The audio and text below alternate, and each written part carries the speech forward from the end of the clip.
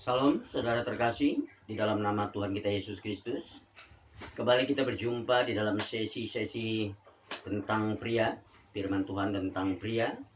Karena saya yakin dan percaya kalau pria dipulihkan, keluarga pasti dipulihkan. Kalau pria dipulihkan, gereja pasti dipulihkan, bisa menjadi berkat dimanapun gereja berada. Kalau pria dipulihkan, bangsa, negara, dan dunia ini juga dipulihkan. Maka dari itu saudara, kita akan mendengarkan kebenaran firman. Tapi terlebih dahulu, saya akan mengangkat sebuah lagu. Firman kita bagi kakiku, terang bagi jalanku.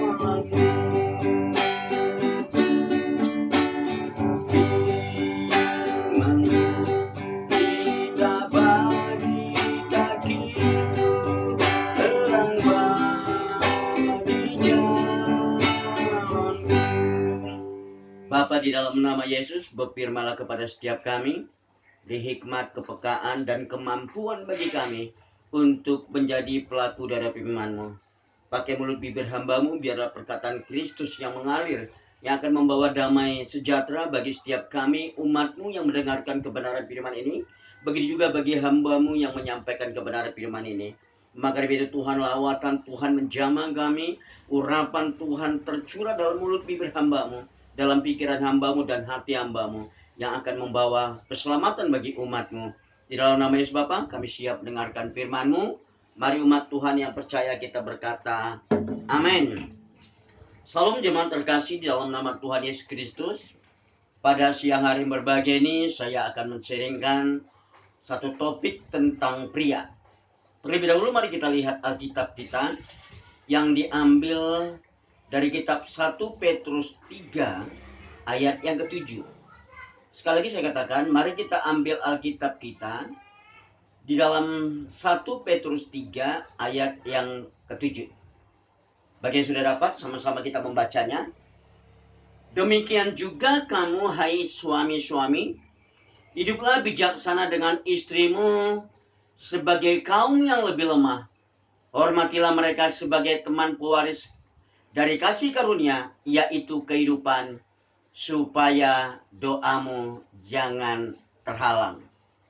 Jelas sekali firman Tuhan yang sudah saya bacakan, dan saya yakin dan sudah percaya saudara-saudara juga sudah menyiapkan Alkitab dan sudah membacanya.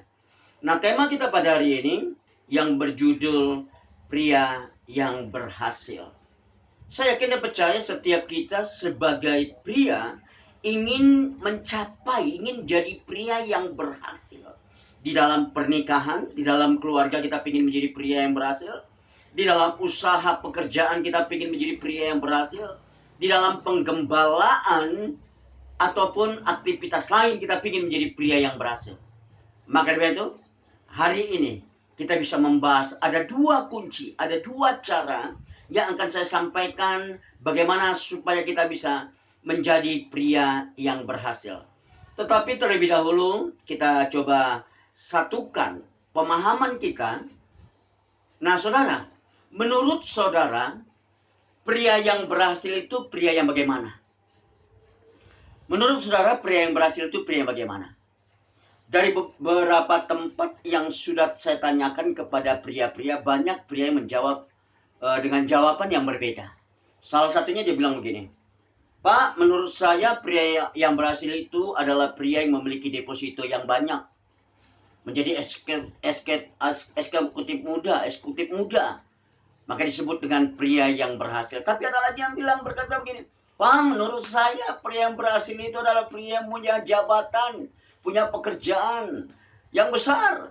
Pria yang berhasil adalah pria yang kaya, yang sudah memiliki harta benda. Tapi saudara, ada seorang wanita. Pada saat saya khotbah di satu penjara yang ada di Jakarta Cipinang itu, pada saat itu ada seorang wanita saya ajak untuk ikut melayani. Dan saya tidak ada janji sama dia untuk menjawab apa. Pada saat pertanyaan yang sama saya tanyakan kepada wanita itu, menurut ibu, pria yang berhasil itu pria yang bagaimana? Ibu itu dengan tenangnya dan dengan yakinnya dia menjawab begini, menurut saya, pria yang berhasil adalah pria yang takut akan Tuhan. Saya terdiam dan saya kembali bertanya, apa alasan ibu sehingga ibu berkata pria yang berhasil itu adalah pria yang takut akan Tuhan? Begini Pak, kalau pria itu takut akan Tuhan, dia tidak akan mungkin selingkuh. Oh iya, benar. Apalagi kira-kira menurut tanggapan ibu, kalau dia pria takut akan Tuhan, dia tidak mungkin memaki-maki istrinya. Dia tidak akan mungkin memukul dan menendang istrinya. Oh iya, benar ibu. Maka daripada itu saya yakin dan percaya. Menurut ibu ini, dia katakan saya yakin dan percaya pria yang berhasil adalah pria yang takut akan Tuhan. Dia tahu apa yang harus dia lakukan sesuai dengan kehendak Tuhan. Karena Tuhan tahu apa yang kita lakukan. Tuhan tahu isi hati kita. Oke, terima kasih. Nah, saya jawab sesuai dengan firman Tuhan. Tadi ibu itu menjawab sesuai dengan apa yang dia alamin dan dia pahamin. Nah, coba kita lihat apa kata firman Tuhan. Coba kita lihat di dalam Mazmur 128 ayat yang pertama. Dikatakan, nyanyian ziarah. Berbahagialah setiap orang yang takut akan Tuhan, yang hidup menurut jalan yang ditunjukkannya. Saudara terkasih, Alkitab jelas berkata, berbahagialah setiap orang yang takut akan Tuhan. Siapa orang itu? Adalah pria. Kalau kita lihat di ayat selanjutnya, coba kita buka Mazmur 128. Mazmur 128, kita lihat.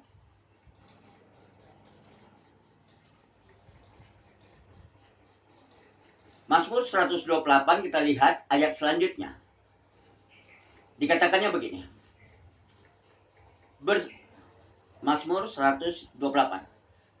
Nyanyian ziarah, berbahagialah setiap orang yang takut akan Tuhan, yang hidup menurut jalan yang ditunjukkannya. Dan dikatakan di ayat 4, sesungguhnya lah, demikianlah akan diberkati orang laki-laki yang takut akan Tuhan. Saudara, kalau pria takut akan Tuhan, di ayat pertama dikatakan, hidupnya pasti berbahagia.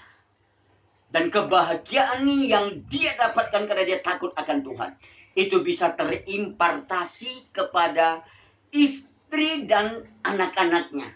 Makanya dikatakan di Mazmur 128 ayat 3 dikatakan, istrimu akan menjadi seperti pohon anggur yang subur dalam rumahmu. Anak-anakmu seperti tunas pohon zaitun sekeliling mejamu. Jadi akibat pria takut akan Tuhan, hidupnya akan berbahagia. Dan kebahagiaan yang didapat oleh pria yang takut akan Tuhan akan terimpartasi kepada istri dan anak-anaknya. Akibatnya apa? Akibatnya keluarga itu menjadi keluarga yang rukun dan berbahagia. Sehingga kesanalah diperintahkan Tuhan berkat. Saudara-saudara, banyak ayat-ayat lain yang berkata tentang alasan mengapa pria yang takut akan Tuhan adalah pria yang berhasil. Coba kita lihat di dalam Mazmur 111 ayat yang kelima. Kita lihat Mazmur 111 ayat yang kelima. Saya bacakan. Dikatakannya begini. Diberikannya rezeki kepada orang-orang yang takut akan dia. Dianya ini adalah Tuhan. Dia ingat untuk selama-lamanya akan perjanjiannya. Jadi orang yang takut akan Tuhan tidak kekurangan rezeki. Makna daripada Mazmur 111 ayat 5 dikatakan, diberikannya rezeki kepada orang-orang yang takut akan Tuhan. Makanya waktu kita takut akan Tuhan, yakin dan percaya, berkat Tuhan tercurah dalam hidup kita. Dan dikatakannya lagi di dalam Mazmur 34. Jelas sekali dikatakan Mazmur 134 ayat 10. Takutlah akan Tuhan, takutlah akan Tuhan, hai orang-orangnya yang kudus. Sebab tidak kekurangan orang-orang yang takut akan Tuhan. Kenapa? Tuhan bergaul karib dengan orang yang takut akan Dia. Saudara terkasih, jelas dikatakan tidak kekurangan orang yang takut akan Tuhan. Kenapa? Karena Tuhan bergaul karib dengan orang yang takut akan Tuhan. Bahkan malaikat Tuhan berkemah di sekeliling orang takut akan Tuhan untuk meluputkannya dari mara bahaya. Apakah itu mara bahaya apapun masalah juga, kita akan diluputkannya. Karena apa? Malaikat Tuhan berkemah di sekeliling orang takut akan Tuhan. Saudara, kalau kita ketahuin sebenarnya apa definisi daripada takut akan Tuhan. Dan dalam kitab Amsal 8 ayat 13 dikatakannya begini. Takut akan Tuhan ialah membenci kejahatan. Aku benci kepada kesombongan, kecongkakan, tingkah laku yang jahat, dan mulut penuh tipu muslihat. Jadi orang yang takut akan Tuhan, ciri-cirinya yang pertama dia membenci kejahatan. Yang kedua, aku benci dengan kesombongan. Jadi orang-orang sombong adalah orang yang tidak takut akan Tuhan. Dia beranggapan hidup ini karena kemampuannya, hidup ini karena kepintarannya, hidup ini karena kehebatannya. Padahal hidup ini semua karena kemurahan Tuhan. Maka dari itu saudara terkasih, di dalam nama Tuhan Yesus, marilah kita menjadi pria-pria yang takut akan Tuhan. Saudara terkasih, tahu nggak saudara? Yang Tuhan inginkan dari kita, coba kita lihat Alkitab kita. Kita lihat Alkitab kita di dalam Ulangan 6. Di Ulangan 6 ayat yang pertama. Saya jelaskan Ulangan 6 ini sampai ayat yang ke-7. Inilah perintah, yakni ketetapan dan peraturan yang aku ajarkan kepadamu atas perintah Tuhan Allahmu untuk dilakukan di negeri kemana kamu pergi untuk mendudukinya. Tuhan memerintahkan Musa untuk menyampaikan kembali kepada seluruh bangsa Israel, yaitu firman Tuhan. Dan firman itu disampaikan oleh Musa kepada bangsa Israel. Dan firman Tuhan berkata, dengarlah di dalam Ulangan 6 ayat 4. Musa berkata kepada bangsa Israel, dengarlah hai orang Israel, Tuhan itu Allah kita, Tuhan yang esa. Kasihilah Tuhan Allahmu dengan segenap hatimu, dan dengan segenap jiwamu, dan dengan segenap kekuatanmu. Dan apa yang kuperintahkan kepadamu pada hari ini, haruslah engkau perhatikan. Saudara terkasih, ini perintah yang disampaikan Tuhan kepada Musa, dan Musa menyampaikannya kembali kepada bangsa Israel, agar bangsa Israel mengasihi Tuhan Allah dengan segenap hati, segenap jiwa, dan segenap kekuatan. Nah, perintah ini juga harus dikatakan di ayat yang ke-7, dikatakan juga di dalam Ulangan 6 ayat 7 dikatakan begini. Haruslah engkau mengajarkannya berulang-ulang kepada anak-anakmu dan membicarakannya apabila engkau duduk di rumahmu, apabila engkau sedang dalam perjalanan, apabila engkau berbaring, dan apabila engkau bangun. Jadi kita harus mengajarkan anak-anak kita bagaimana tentang mengasihi Allah dengan baik dan benar, mengasihi dengan segenap hati, segenap jiwa, dan dengan segenap kekuatan. Waktu kita mengajarkannya kembali kepada anak-anak kita, apa yang terjadi? Kita lihat di ayat 2. Ulangan 6 ayat yang kedua. Supaya seumur hidupmu engkau dan anak cucumu takut akan Tuhan Allahmu dan berpegang pada segala ketetapan dan perintahnya yang kusampaikan kepadamu, dan supaya lanjut umurmu. Maksud dan tujuan daripada Tuhan menyampaikan perintah kepada Musa, dan Musa menyampaikannya kembali kepada bangsa Israel. Tujuannya supaya kita, bahkan anak cucu kita, menjadi orang yang takut akan Tuhan. Tapi kita lihat di zaman sekarang ini, orang banyak takut kepada CCTV. Orang banyak takut kepada penjara. Orang hanya takut kepada polisi. Mereka nggak takut kepada Tuhan. Mereka hidup di dalam dosa dan pelanggaran. Sehingga kehidupan rumah tangga, kehidupan pribadi hancur dan berantakan. Maka dari itu saudara terkasih dalam nama Tuhan Yesus, hari ini saya menyampaikan ada dua cara yang harus pria lakukan agar kehidupan kita bisa menjadi pria yang berhasil. Amin, setuju saudara? Mari kita menerapkan bersama-sama dua poin ini karena memang ini penting. Yang pertama, kita lihat dalam 1 Petrus 3 ayat yang ke-7 tadi yang sudah kita bacakan, dikatakannya begini. Demikian juga kamu hai suami-suami, hiduplah bijaksana dengan istrimu sebagai kaum yang lebih lemah. Hormatilah mereka sebagai teman pewaris dari kasih karunia, yaitu kehidupan, supaya doamu jangan terhalang. Yang pertama, supaya kita menjadi pria yang berhasil di dalam rumah tangga kita, di dalam usaha kita, di dalam apapun yang kita kerjakan. Yang pertama, yaitu pria yang berhasil ditentukan oleh doanya. Karena dari bacaan yang kita baca dalam 1 Petrus 3 ayat 7, waktu kita berdoa ternyata ada penghalang yang membuat doa kita terhalang.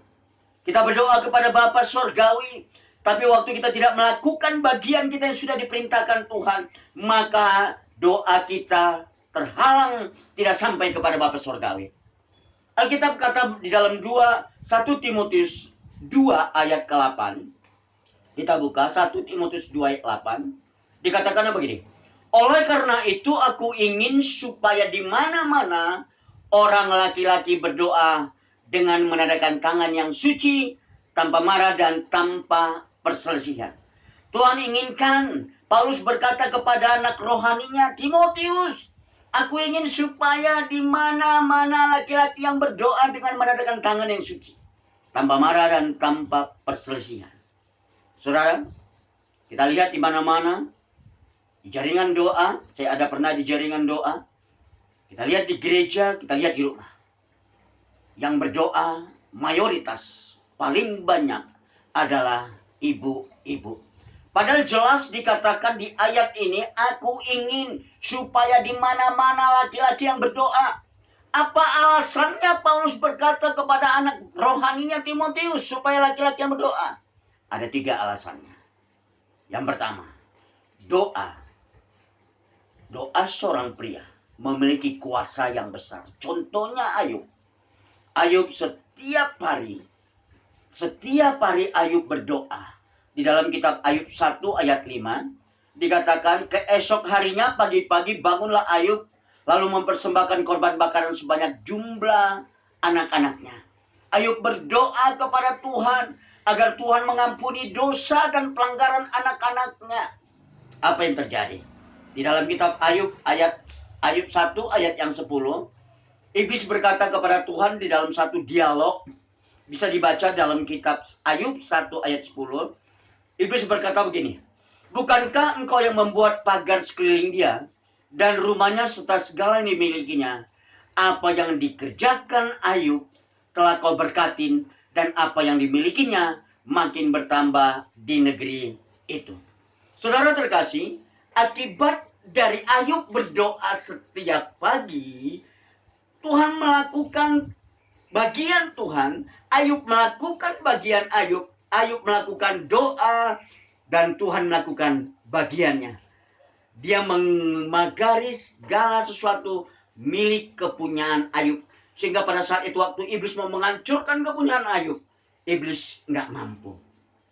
Tapi di dalam kisah Ayub, Tuhan mengizinkan sehingga terjadilah problem masalah yang terjadi kepada Ayub. Jadi artinya, tanpa seizin Tuhan tidak akan mungkin terjadi. Ada amin, saudaraku? Artinya begini. Doa yang pertama tadi, mengapa Paulus meminta supaya pria yang berdoa? Karena doa pria membawa dampak kuasa yang besar. Yang kedua, doa membawa keintiman kepada siapa bersama siapa kita berdoa. Waktu kita berdoa kepada Tuhan, maka kita akan menjadi intim dengan Tuhan. Waktu kita berdoa sama istri anak-anak kita, maka dijauhkan pertengkaran dari rumah tangga kita. Maka daripada itu, mari mulai hari ini kita berdoa bersama-sama. Agar apa? Agar hubungan kita bersama istri dan anak-anak kita lebih akrab. Karena itu, marilah saudara-saudara, untuk kita selalu berdoa. Dan Alkitab katakan di dalam 1 Timotius 2 ayat 7 tadi, ayat 8 tadi, 1 Timotius 2 ayat 8 dikatakan, syarat untuk berdoa yang pertama, dengan menadakan tangan yang suci. Yang kedua dikatakan tanpa marah dan tanpa perselisihan. Kalau ada saudara masih hidup dalam kebenaran, kalau ada saudara yang masih suka marah-marah, kalau ada saudara masih menyimpan kepahitan, hari ini bereskan agar doa saudara didengar oleh Tuhan. Waktu kita berdoa dengan hati dengan sikap hidup yang gak benar, kita masih belum bertobat. Waktu kita berdoa dengan hati yang suka marah-marah, Waktu kita berdoa dengan bersah hati, masih banyak berselisih, masih menyimpan kepetan, maka doa kita menurut Yesaya 1 ayat 15, doa kita tidak dijawab oleh Tuhan. Maka dari itu saudara, mulai hari ini mari kita berdoa agar keluarga kita diselamatkan oleh Tuhan. Kita berdoa membuat hubungan kita dekat dengan Tuhan. Kita berdoa membuat hubungan kita intim dengan istri dan anak-anak kita. Karena doa membawa keintiman kepada siapa, bersama siapa, dan untuk siapa kita berdoa. Amin saudaraku. Yang kedua, bagaimana caranya supaya kita bisa menjadi pria yang berhasil? Kita lihat kembali kepada 1 Petrus 3 ayat yang ke-7 tadi. Kita kembali kepada 1 Petrus 3 ayat yang ke-7 tadi. Kita lihat. Demikian juga kamu hai suami-suami, hiduplah bijaksana dengan istrimu sebagai kaum yang lebih lemah. Hormatilah mereka sebagai teman pewaris dari kasih karunia, yaitu kehidupan, supaya doamu jangan terhalang. Yang kedua, supaya kita bisa menjadi pria yang berhasil, Alkitab katakan di dalam 1 Petrus 3 ayat yang ke-7, jadikan istrimu sebagai teman pewaris dari kasih karunia. Saudara terkasih, Alkitab dengan jelas berkata, jadikan istrimu sebagai teman. Dia bukan musuh, dia bukan budakmu, dia bukan pembantumu, tapi istri kita adalah teman pewaris dari kasih karunia Allah. Ada amin? Saudara terkasih, apa maksudnya teman pewaris dari kasih karunia Allah? Saudara, kita bisa hidup, kita bisa bertobat, kita bisa menjalani kehidupan ini. Itu semua karena kasih karunia Allah. Kasih karunia Allah itu berbicara tentang penyaliban Yesus di atas kayu salib. Dengan kemurahannya dia ampuni dosa dan pelanggaran kita. Kasih karunia Allah itu dia curahkan kepada pria sebagai sumber yang menentukan agar kita sebagai pria memberi kasih karunia Allah itu kembali kepada istri dan anak-anak kita lewat pengampunan kita, lewat kasih kita. Karena Alkitab katakan di dalam Efesus 5 ayat 25, hai suami, kasihilah istrimu sebagaimana Kristus telah mengasihi jemaat yang telah menyerahkan dirinya baginya. Kristus telah menyerahkan nyawanya bagi kita sebagai pria-prianya Allah. Maka dari itu kita juga harus mengasihi istri kita. Saudara terkasih, saudara, bagaimana caranya supaya kita bisa menjadikan istri kita sebagai teman pewaris dari kasih karunia Allah? Yang pertama kita lihat dalam 1 Petrus 3 ayat yang ke-7 tadi. Bagaimana caranya supaya kita bisa menjadikan istri kita sebagai teman pewaris dari kasih karunia Allah. Dikatakan, hai istri-istri, hiduplah bijaksana kepada istrimu.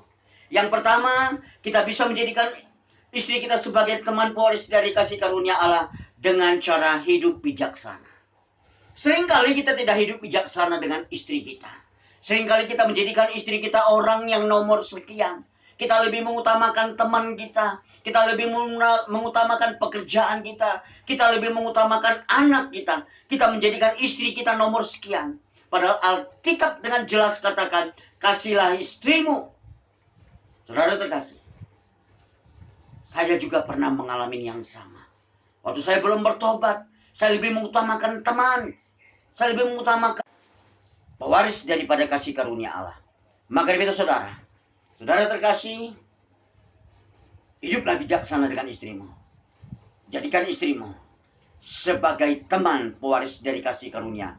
Dia bukan pembantumu, dia bukan musuhmu yang kau pukul, kau hajar, tapi dia adalah teman pewaris dari kasih karunia Allah. Hiduplah bijaksana dengannya, agar engkau hidup dalam berkat-berkatnya Tuhan. Yang kedua, bagaimana caranya supaya kita menjadikan istri kita sebagai teman pewaris dari kasih karunia Allah? Kembali kepada 1 Petrus 3 ayat yang ke-7. Alkitab katakan, hai suami, hiduplah bijaksana dengan istrimu sebagaimana hiduplah. Kita lihat 1 Petrus 3 ayat yang ke-7.